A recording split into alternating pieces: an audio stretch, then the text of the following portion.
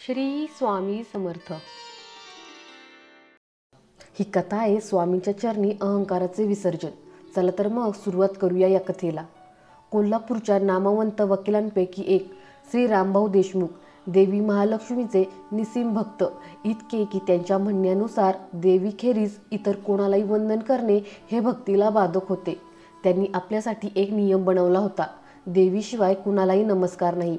एकदा त्यांच्या एका खटल्याच्या कामासाठी त्यांना सोलापूरजवळील एका खेड्यात यावं लागलं। तिथे असलेल्या एका मठाबद्दल खूप ऐकून होते, जिथे एक महान संत श्री सद्गुरू स्वामी समर्थ वास्तव्य करत होते। पण देशमुख त्यांच्याबद्दल फारसे आदर ठेवत नसत। त्याच दिवशी संध्याकाळी वकिलीचं काम आटपून फेरफटका मारत ते त्या मठात पोचले। पाहू तरी काय आहे इतके खास इथे, असं म्हणत ते थोड्याशा उपवासाने मठात शिरले। त्यावेळेस स्वामी वडाच्या झाडाखाली ध्यानावस्थेत बसलेले होते। देशमुख मठात आले, दर्शन झालं, पण नमस्कार करायला काही तयार होईनात।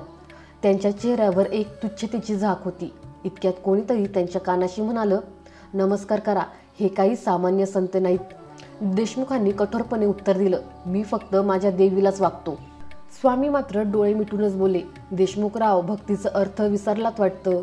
अहंकाराने झाकलेली श्रद्धा ही अंधश्रद्धा असते। मला सांगा, तुमची देवी दिसते तरी कशी?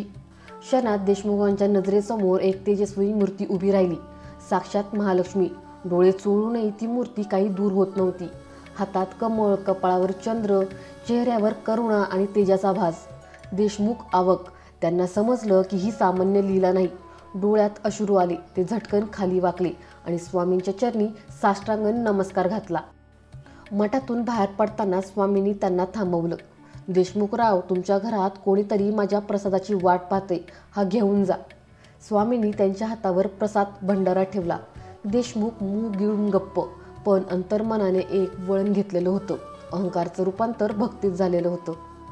ही कथा तुम्हाला कशी वाटली ती मला कमेंटमध्ये नक्की सांगा आणि अशाच कथा पाहण्यासाठी चॅनलला सबस्क्राईब करा। धन्यवाद।